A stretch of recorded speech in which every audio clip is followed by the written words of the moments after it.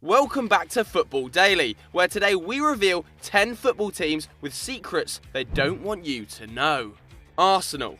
We begin with Arsenal and one of English football's oldest scandals. The Gunners may be proud that they have never been relegated from the top flight, but their reasons for being in it in the first place are very dubious, as Spurs fans know all too well.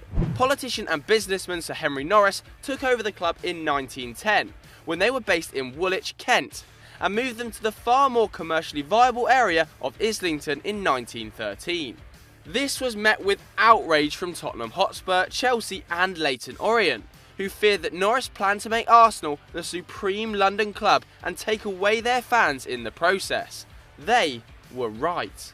Norris was a canny negotiator, and whilst claims of foul play at Fulham's rapid rise through the divisions under his chairmanship were never proven, Norris did get away with some scandalous business on his Arsenal quest in 1919.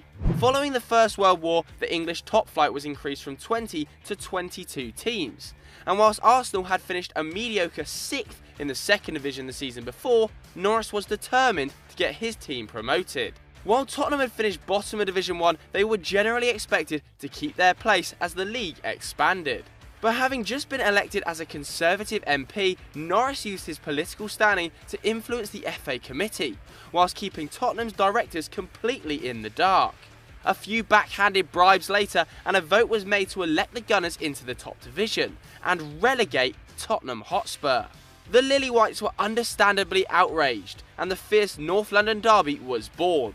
It also gave the Gunners their cheating Arsenal tag. Real Madrid.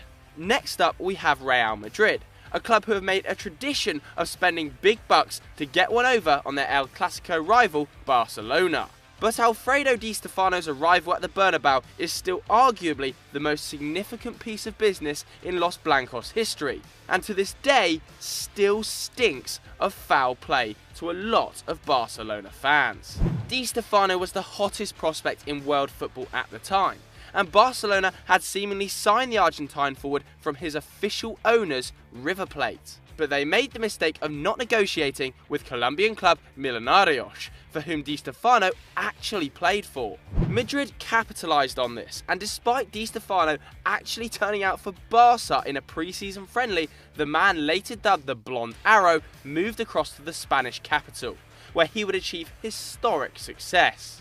Many reports have since suggested that the Los Blancos supporting government of Francisco Franco sabotaged Barcelona's deal for the striker. Apparently they put pressure on the club's officials to cancel the deal, whilst Madrid negotiated with Millonarios. With Di Stefano in the side, Real broke Barcelona's supremacy in the country and won La Liga for the first time in over 20 years. As part of a formidable partnership with Ferenc Puskás, he also fired Madrid to 5 straight European Cups. Barca may be slowly catching up now, but their fans are no doubt still hurting. Barcelona. But the Blaugrana are far from saints when it comes to dodgy transfer dealings. Most recently, they got caught up in all sorts of trouble when it turned out Neymar's arrival at the Nou Camp in 2013 was less than savoury. In 2016, the Catalans were charged with concealing a part of the transfer fee they paid for the Brazilian maestro, and the club subsequently coughed up €5.5 million, admitting there was an error in tax planning for the signing of the player.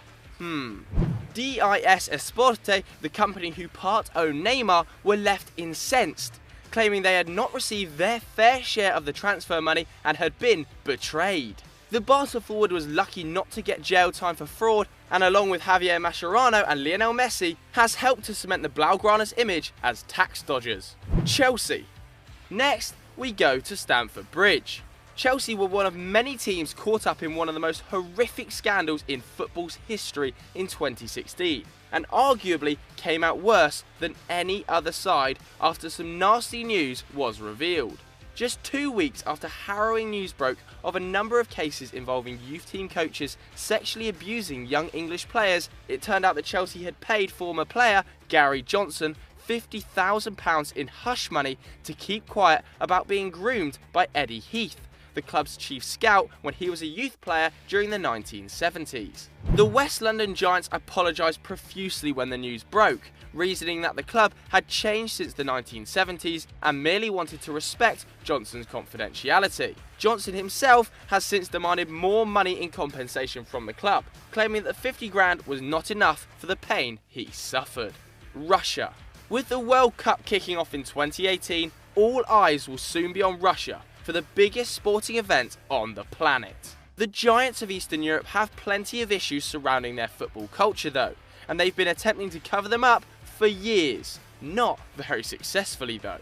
Firstly, racism has been an ongoing problem in the Russian league, where non-white players such as Hulk, Peter Odemwingie and Christopher Samba have told of abuse they've faced in the past. Samba was even banned for reacting to taunts he received from rival fans. Despite incidents like this, meaning clubs such as CSKA Moscow have to play matches behind closed doors, there are still many who deny there is a problem. Take for instance former Chelsea midfielder Alexei Smirtin, who famously said in 2015 there was no racism in Russia, claiming that it doesn't even exist. And guess what? He's just been appointed as the country's anti-racism inspector for the World Cup. The Russian Football Union has played a blinder with that one. Not only that, but in 2016 news broke of a state-sponsored doping program involving over 1,000 Russian athletes at the 2012 Olympics and other events. This included footballers, and the so-called institutional conspiracy has made the country's legitimacy to host the 2018 World Cup contentious, to say the least. Valencia. This once majestic football club is in absolute freefall. As results on the pitch have dried up, a strategy for off-the-pitch matters has seemed non-existent. Loche have been battling crippling debts for years now, and have become even more of a financial disaster since Peter Lim's takeover in 2014. To make things worse, the Spanish club were caught up in yet more trouble in 2016, after it transpired that they had received illegal subsidies from the Spanish government. Barcelona and Real Madrid were also caught up in the scandal, but Valencia had to cough up the most. They were ordered to pay back over 20 million euros to the state, as it was judged that they had received an unfair advantage over their rivals. Ouch. Bayern Munich. German giants Bayern Munich love to show themselves off as one of Europe's classiest sporting institutions, possessing a glittering trophy cabinet and a financial treasure chest to match. A big player in Bayern's modern success is Uli Hoeneß. A legend at the club in the 1970s, he retired early due to injury and was hired as their commercial director in 1983. He became increasingly influential at the German giants and oversaw a period of unprecedented success. Under his stewardship, the club achieved miracles on the pitch, winning 15 Bundesliga titles, 7 domestic cups, a UEFA Cup and a Champions League. He was also instrumental in the building of the Allianz Arena and helped the club to hugely increase its revenues and its fan base, as the side was able to count a whopping 230,000 people as members. In 2009, the much-loved Hoeneß became club president. But fast forward 5 years to March 2014, where the Bavarian club are looking set for another historic treble in Pep Guardiola's first season. But in March 2014, just as the Bavarian club were looking set on another historic treble in Pep Guardiola's very first season, the Bayern boat took a serious knock. It emerged that Hoeneß had avoided a whopping 27.2 million euros in tax, and the club president was sentenced to 3.5 years in jail. It significantly tainted the club's squeaky clean image, and also coincided with some atrocious form on the field. Having lost just once all season, Bayern were beaten 4 times in April, one of them a 4-0 trouncing at home to Real Madrid. Hoeneß was given early release in 2016 and was immediately re-elected as Bayern president with a ridiculous 97% of the vote. Whatever his dodgy past, it's pretty clear now the club love him unconditionally. Manchester United. And now for some dirty secrets of a very different kind. Like Bayern Munich, Manchester United consider themselves a class above their English counterparts, but the secret behaviour of 2 of their star players was anything but classy. In 2011, some very sensitive information regarding an Old Trafford legend was spilled to the public.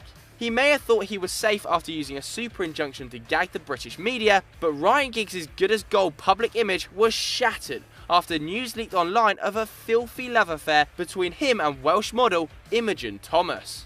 Things then unravelled further when it emerged Giggs had an even more scandalous romp with his sister-in-law of all people. The Welsh wizard was then subject to speculation he was a sex addict, and a family feud ensued.